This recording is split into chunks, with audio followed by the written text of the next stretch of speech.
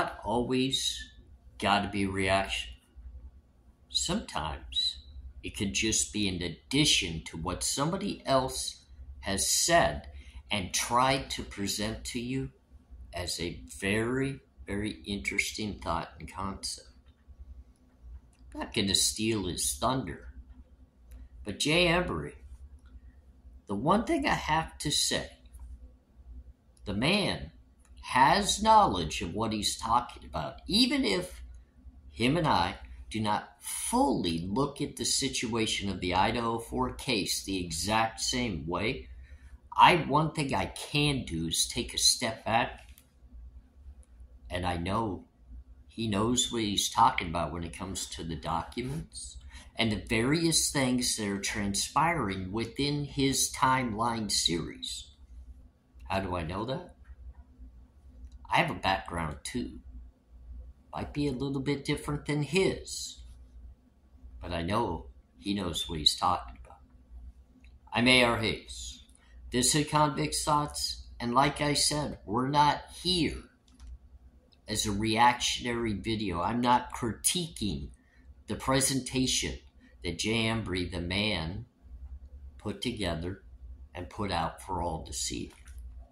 I know another content creator dissected some of his work, and they gave their feelings and their opinions as well. And all I do is I sit back and I enjoy the shows. I enjoy what's being said. It's not for me to say whether either one of them is right or wrong. But I can add to the information that they presented to all of you just based upon my past experiences. So when it's laid out in a timeline form, and we're talking about search warrants, the number one thing that we have to simplify and let everybody fall into step and understand.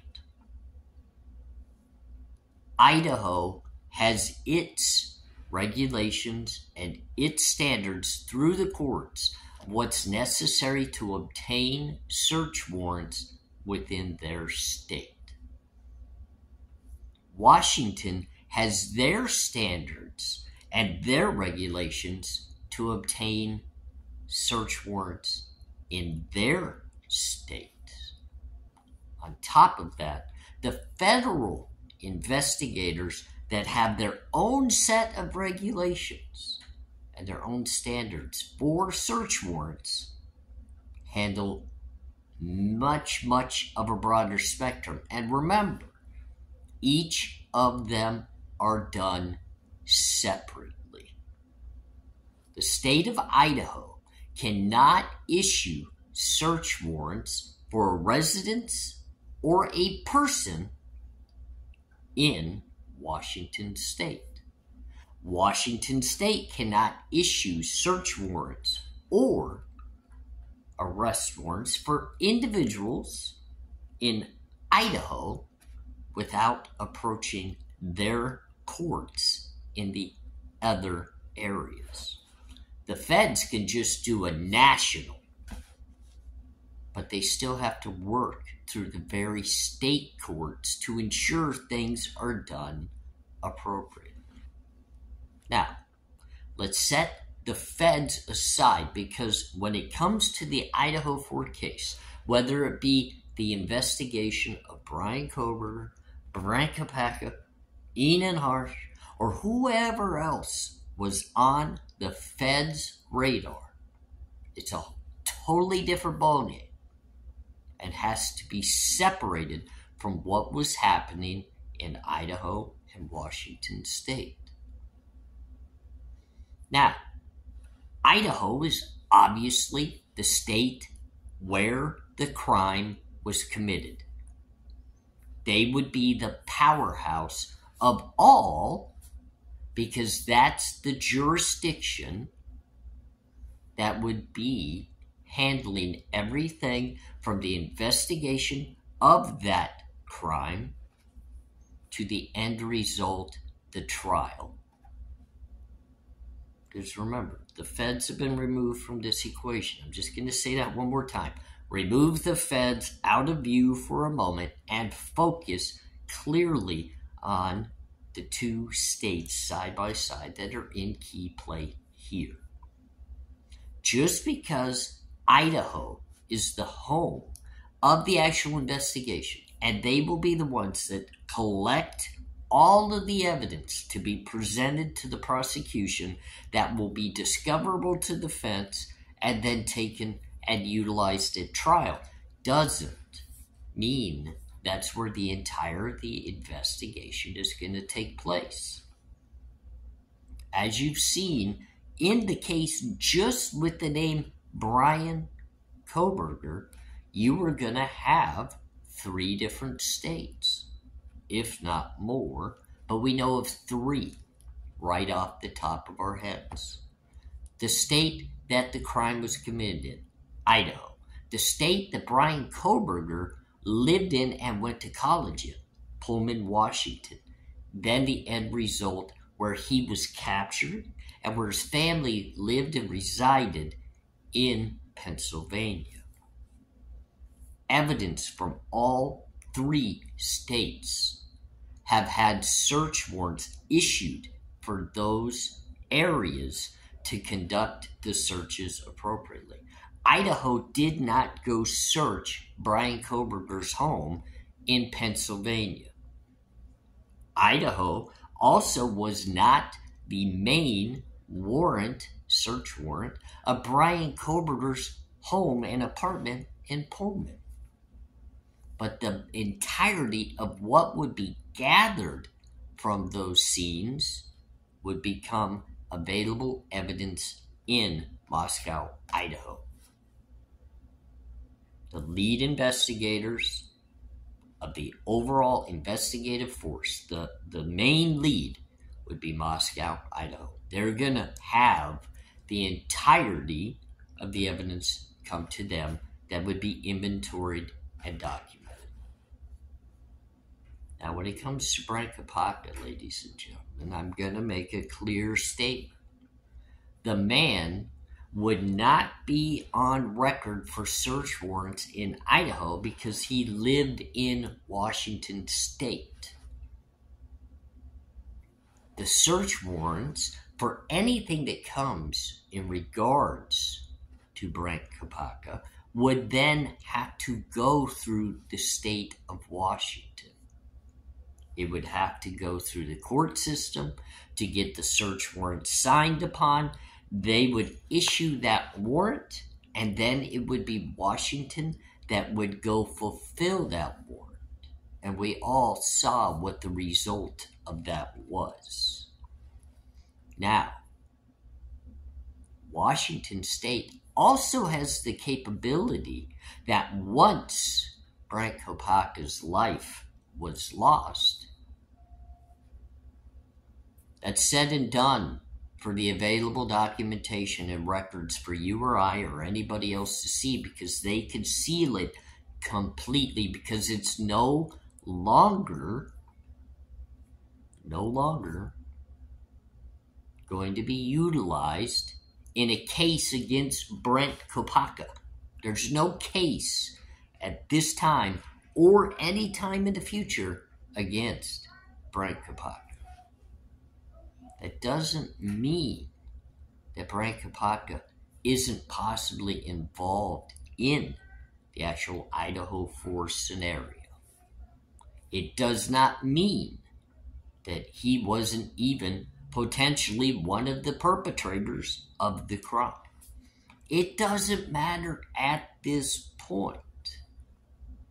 The level that Brian Kopacka's involvement could possibly be, because it will be sealed and redacted until Brian Kohberger goes to court, and if need be, then it can and will be presented as to the involvement of Brian Kohberger and Kopacka. You have to realize at this very moment the charges against Brian Kohberger are completely separate from anything that could have potentially been charged to Brent Kopacka. They could have either, if Brent Kopacka was still here today, been charged as co-conspirators of this crime. But because one of them is no longer with us, that part can be sealed and redacted, and all charges that would have been deemed chargeable against Brian Kohberger, if Kopacka was still here today facing charges as well, all charges would still stand in the very same manner against Kohberger if it's deemed through the investigation that Kohberger, no matter which way it goes, was involved in this crime. I'm not saying the man's guilty. I'm not saying Kopacka's guilty. Maybe neither one of them had anything to do with this crime, and the investigators of Moscow are so far off, who knows where we are? Because I'm going to tell you, in my opinion, and it's based off of exactly what Embree laid out in his timeline of events in regards to warrants that go for evidence. He spelled it out very well. Like I said, we don't agree on everything about this case, but that's the greatest thing about it. It's two open minds that critically think through things. But the number one important thing that we can both understand as being key and important is the realness of what exactly is happening and why. We may have a different perspective, and that's because of a difference of backgrounds, but we understand the reasoning as to why. And I'll just lay it out very simply, where he does an amazing job of breaking it down and going through documents, and I have a lot of respect for that. He did an excellent job with receipts sitting right before him, explaining what these things mean to his theory of the timeline. Great work. I personally will simplify it without the documents, without the things that he explains, because that's his hard work, not mine. Even though I've seen the same things and I get exactly what he's talking about, that's his presentation. So I definitely recommend, if you want a good presentation of it, jump over to Embree's channel. Whether you agree with him or not, whether you like him or not, he does a good detailed breakdown utilizing the documents to explain how the flow of this happened. So I definitely respect that. But to dummy it down, it's very simple, ladies and gentlemen. The investigation at the initial stages, from the date this crime happened, moving forward in the very early stages, open-ended warrants that were to actual companies, not based off of individuals. We're not signing and requesting for a search warrant of Brent Kopacka, Brian Kohberger, or any other named individual. These warrants are sent to companies like Amazon, like Facebook, like the banks. All of these various entities are served open-ended search warrants requesting detailed information on time frames, whether it be purchases of weapons, whether it be banking transactions, whether it be phone calls made on cell phones, whatever it might be. It's not directed at a certain individual. It's an open-ended, please furnish us in these dates all the purchases of a K-bar knife with a knife sheath. Please provide us with all the information on purchases from such and such a gas station for gas on these time frames. They're building a stack of evidence that they now can dive into as investigators and try to put pins into the map of who was where, doing what, and what all creates a single large got. If you get enough of these warrants that come back that's got a certain individual or individuals' names tied to those warrants that you can put together within a basket, a handful of these things all came back to this individual, makes them a suspect. Now you start building an investigation into said individual or individuals so that you can dig deeper and request more warrants specified directly at that individual. Now, I've said it, and I'm going to continue to say it. We're going to reel that FBI back in. I just said set them aside. We're going to reel them back in for a moment. Because we know within this investigation, we've seen with our own eyes as we've watched Brett Payne, Mowry, and other people discuss this case on the stand for the prosecution. We know that we're still fighting for evidence to come. But ladies and gentlemen, the one thing that is fully apparent is before, and we're going to utilize a very critical date, December 15th. December 15th. And I think we all understand why that's a critical date. If you put it all together on December 15th, you got a loss of life in Washington State, and you've got a duo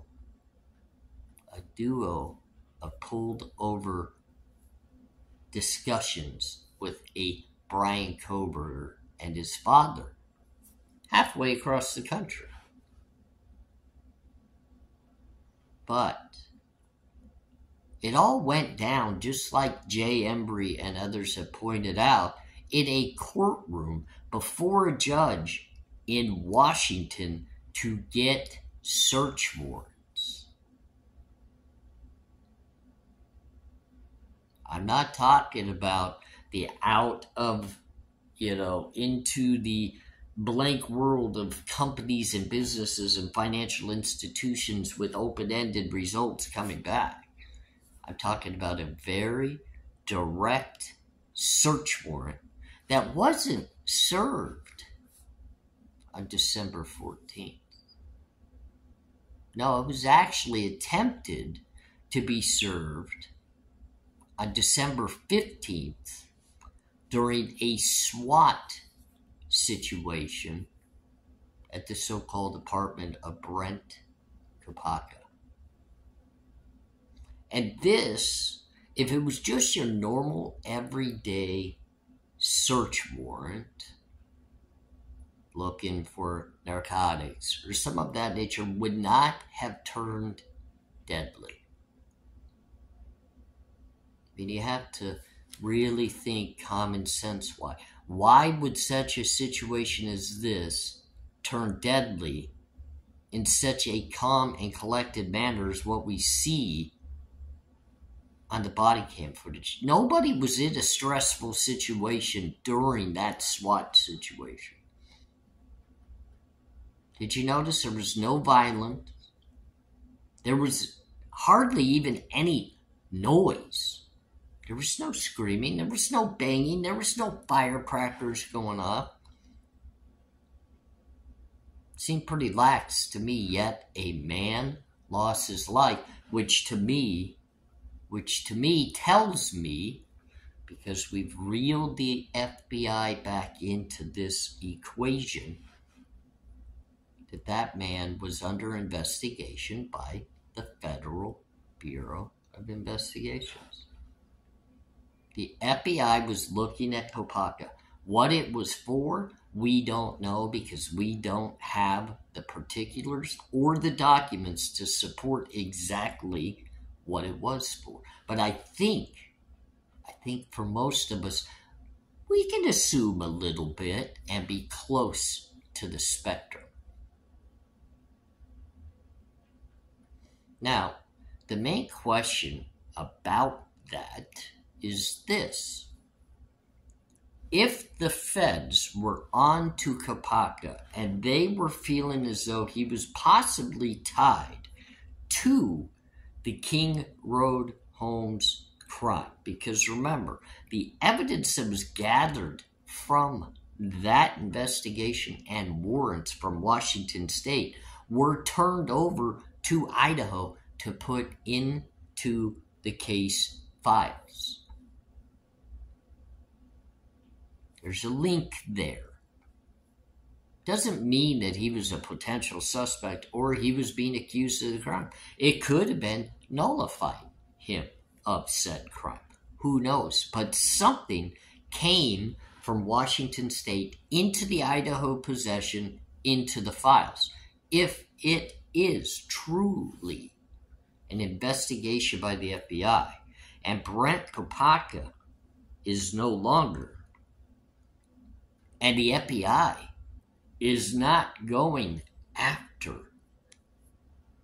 Brian Kohberger or releasing all of their actual findings through their investigation to Moscow, Idaho. Because remember, they were there in the very building helping